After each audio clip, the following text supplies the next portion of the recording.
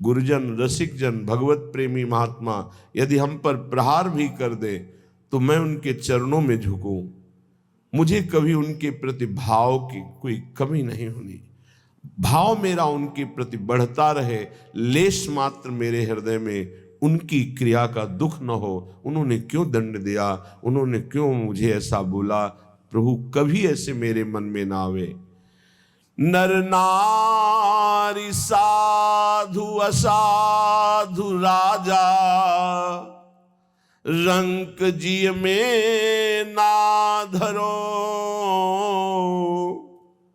जन रावरे जिय जानि मैं तो, दौरि पायन ही परो, दौरि पायन ही। चाहे स्त्री शरीर में हो चाहे पुरुष शरीर में, जो श्यामा श्याम की भक्ति में तल्लीन है, मैं दौड़कर उसके चरणों में दूर से प्रणाम करूं।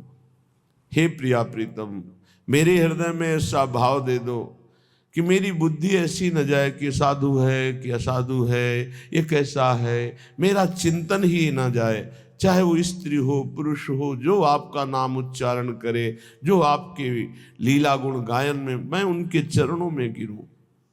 क्या जानकर जन रावरे जिय जानि मैं तो, दौरि पायन ही पर। ये आपके जन हैं, ये आपका गुणगान करते हैं, आपका नाम जप करते हैं। बस इसी भाव से हम उनके चरणों, चाहे स्त्री हो चाहे पुरुष हो। अतिपात की अति स्वार्थी, लंपट न जिय जानो तिन्हें। जन जानी तुम्हरो नाथ, तुम हूँ ते अधिक मानो तिन्हें। जन जानी, ये आपका जन है प्रभु। यदि उनके द्वारा कोई ऐसी चेष्टा हो जाए जिसे पातक कहते हैं, जिसे स्वार्थ कहते हैं, जिसे लंपटता कहते हैं, तो हे नाथ, ये जान करके कि ये आपके हैं, बस मेरा भाव आपसे भी अधिक उनके प्रति हो, कभी उनके प्रति दोष भाव न हो। अतिपात की अति स्वार्थी, लंपट न जिए जानो तिन्हें। जन जानि तुम्हरो नाथ, तुम हूँ ते अधिक मानो तिन्हें। मोसो सदा सुख ही लहे, मुँह पे कृपा नित ही करे।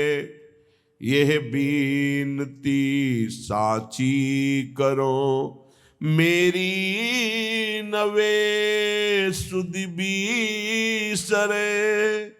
हे श्यामा श्याम,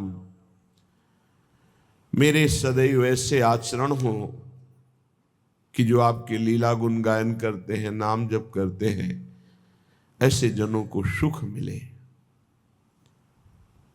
मैं ऐसे आचरण करूं कि नित्य वो हम पर कृपा दृष्टि रखे। मेरी विनती है, मेरी बात ये सच्ची कर दो। क्यों चाहे जितना मुझे त्रास दे, कटु वचन कहें, मैं मन वचन कर्म से उनको सुख पहुंचाऊं। मेरा कोई ऐसा आचरण न हो जिससे उनके हृदय में दुख पहुंचे। मेरे ऐसे आचरण हो कि एकांत में मेरी याद करें, मेरी नवे सुध बिसरे। तिनको न छोड़ो संग, चाहे विश्व सब निंदा करे। तिन सो न हो ये कुभाव तिन में, को न अवगुण लखी परे। कैसी ऊंची स्थिति प्रेम की। हे प्यारी जो, आपके जनों का कभी संग न छूटे। चाहे पूरा विश्व उनकी निंदा करे, पर मेरे हृदय में कभी उनके प्रति दोष भाव ना आवे। 300 न हो एक कुभाव, उनमें कभी हमारे भाव की कमी ना हो, कभी कुभाव ना आने पावे, कभी उनके कोई अवगुण मेरी दृष्टि में ना आवे। हे स्वामिनी जो ऐसी कृपा कर दो। जौलो जियो तिन संग रही, तिनकी कृपा अनुभव करो। हित भोरी तिनके ढिग मरो, वे छार तिन पद तर परो। ऐसी कृपा कर दो लाडली, आजीवन आपके रसिकों का संग मिले, उनके वचनामृत उच्छिष्टामृत कृपामृत का पान करते हुए मेरा जीवन पार हो। और जब मैं मरूं तो ये रसिक महापुरुष पास बैठे हों और फिर मेरे प्राण निकल रहे हों। और जब मेरा शरीर जला दिया जाए तो वो राख ऐसी जगह फेंकी जाए जो रसिकों के चरणों के नीचे पड़े। जो लो जियो तिन संग रही, तिनकी कृपा अनुभव करो। हित भोरी तिनके ढिग मरो, हुए छार तिन पद तर परो। ये नहीं कह रहे कि मरते समय आप आ जाना, नहीं, मरते समय आपके प्रेमी जन मुझे घेरे हो, फिर मेरे प्राण निकल रहे हो। अपार महिमा भगवत प्रेमी महात्माओं की है। भोरी सखी कह रहे हैं, जब तक जीऊं तो मुझे कृपा करके रसिकों का संग दे दो, उनका उच्छिष्ट पाते हुए, उनके दर्शन करते हुए, उनकी वाणी सुनते हुए, उनके बीच में मेरे प्राण निकले और मेरे शरीर की राख उनके चरणों की रज में मिला दी जाए, जिससे चरण तलवे पर वो उनके लाख लगे। हुए छार तिन पद तर परो, श्याम श्यामा पद कमल संग शिरनायो। आचार्य चरण जो आदेश कर रहे, भूरी सखी वही मांग रही है। कभी भी किसी भी प्रकार से किसी भी भगवत प्रेमी महात्मा के प्रति हमारे हृदय में कोई दोष दर्शन न हो, वाणी से कोई दोष वर्णन न हो, शरीर से कोई दोषमयी चेष्टा न हो। मेरी ऐसी चेष्टा हो कि वो एकांत में मेरे ऊपर कृपा करते हुए चिंतन करे कि अरे मैंने ऐसा किया, ऐसा किया, ऐसा किया, फिर भी इसने कोई अपमानजनक वचन नहीं कहा, ये फिर भी क्रोधित नहीं हुआ, ये फिर भी श्रद्धाहीन नहीं हुआ। अब जो कृपा होगी वो श्यामा श्याम के गूढ़ प्रेम रस को प्रदान करने वाली होगी। संदीपनी जी के गुरुजी ने कुछ दिनों के लिए विक्षिप्त का स्वांग किया, पागल हो गए हो। लघुशंका ऐसे हाथ में करके फेंक देना, शिष्यों के ऊपर थूकना, ईंट मारना, धूल मारना। कुछ दिनों में ही सब जितने वेद पाठी ऋषि शिष्य थे भाग गए। संदीपनी जी पूर्ण यथावत आज्ञा सेवा में वैसे ही। जब स्वस्थ होने का स्वांग किया कि अब स्वस्थ हो गया, तो उनका बेटा ये सब कहाँ गए और ऋषि जन, ब्रह्मचारी जन? तो कहा भगवान आपकी ऐसी लीला थी कि वो सब भाग गए। क्या करता था, मुझे तो कोई शुद्ध नहीं। आप लघुशंका करके ऊपर उनके फेंक देते थे, थूक देते थे, ईंट मारते थे, ऐसा ऐसा। तो फिर सब आपको ऐसा जान करके वो चले गए। तो तुम क्यों नहीं गए? क्या तुम्हारे ऊपर मैंने ऐसा नहीं किया? बोले किया। क्यों नहीं गए?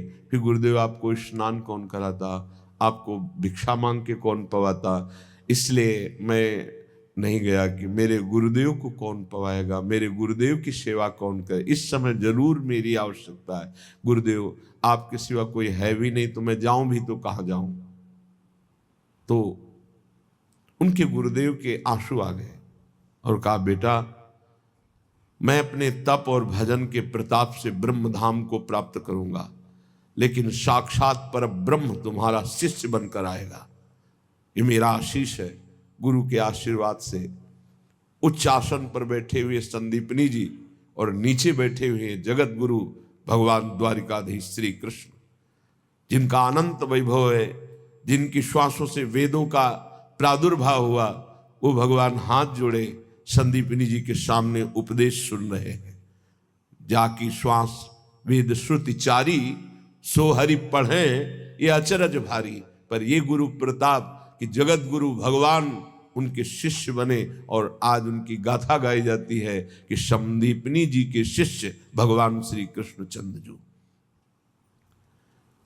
तो हे प्रिया प्रीतम, ऐसी कृपा कर दो कि आपका नाम लेने वाले, आपके गुण गाने वाले जो रसिक जन हैं, उन पे हमारी ऐसी आसक्ति हो जाए कि मेरे प्राण उन्हीं के बीच में निकले और मेरे तन की छार उनके चरण तलवे पे पड़ती रहे। यही मेरी आशा है। इसी आशा में प्रिया प्रीतम की प्रेम पिपासा जागृत होती है। अगर जिसको रसिकों से प्रीति नहीं, तो प्रिया प्रीतम से कभी प्रीति नहीं हो सकती। जो रसिकों के प्रति सहनशील नहीं है, तो उनके कभी अपराध क्षमा नहीं हो सकते। हमारे लाखों गलतियां प्रिया प्रीतम क्षमा करके हमें आगे बढ़ा रहे हैं।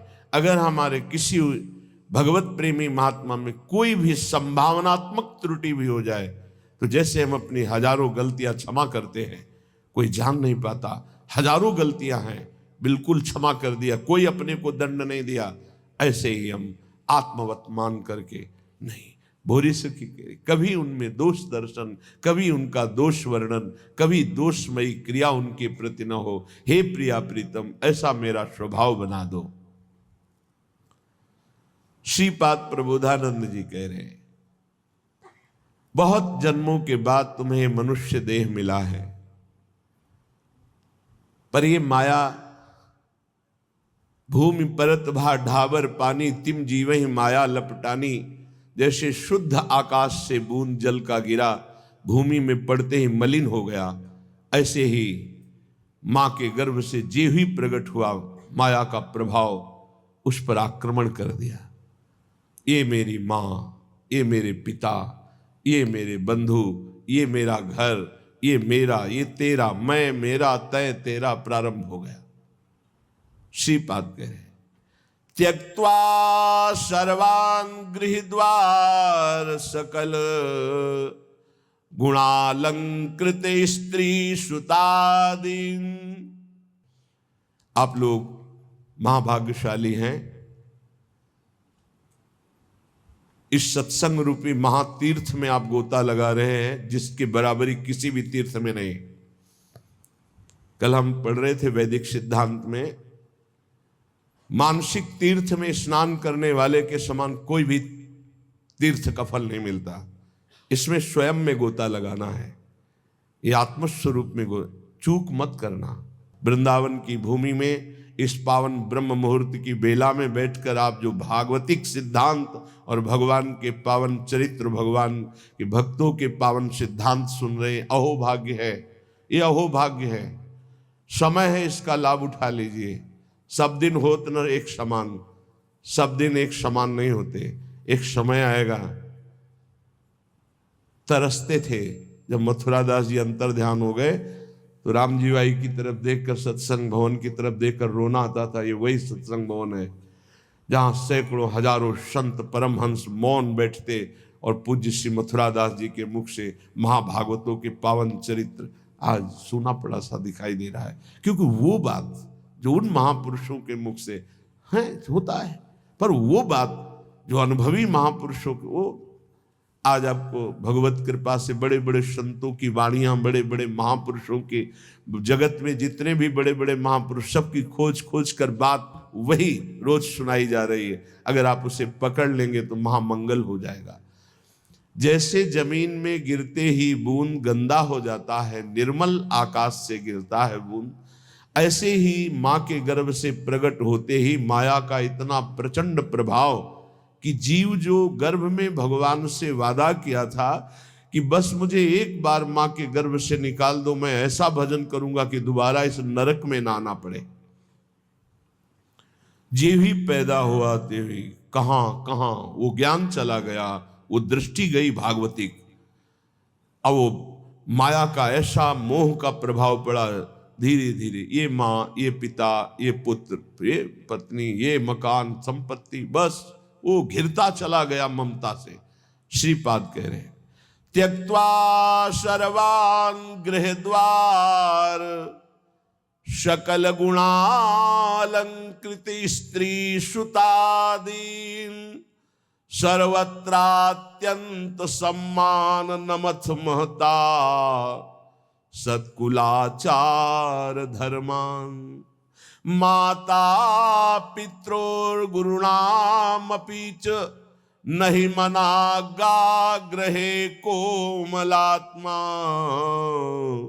यो या देव वृंदावन में मखिलै स्तूयते धन्य धन्य। बहुत बार छोड़ चुके हो माता पिता पुत्र पत्नी परिवार धन संपत्ति, और तुमको याद भी नहीं है कि इसी सृष्टि में तुम्हारे कोई और हैं। तुम्हारा नया जन्म हुआ, नया घर, नया मकान, नया सब, फिर मरोगे, फिर नया, फिर मरोगे, फिर नया। ये कब तक चलता रहेगा? नाना प्रकार की चिंताएं, नाना प्रकार के क्लेश, नाना प्रकार का संग्रह परिग्रह, फिर खाली हाथ यहां से वही पाप पुण्य कर्मों का बोझा लाद कर भटकते रहते हैं हम पूरी सृष्टि में, कभी ये योनि, कभी ये योनि। तो श्रीपाद कह रहे अगर मेरी बात समझ सको तो त्यक्त्वा सर्वान, इसके दो भाव है। एक है पूर्ण निवृत्ति मार्ग स्वीकार करो, और एक है उनमें रहते हुए राग का त्याग करो। राग का त्याग करते हुए घर गृहस्थी में रहने वाला भी सन्यासी ही है, और राग युक्त होकर विरक्त भेष में रहने वाला भी वो सन्यासी नहीं है। राग मुक्त ही सन्यास है। त्यागी किसे कहते? जो राग मुक्त है। तो त्यक्त्वा सर्वान गृह द्वार सकल गुणालंकृत स्त्री सुतादीन,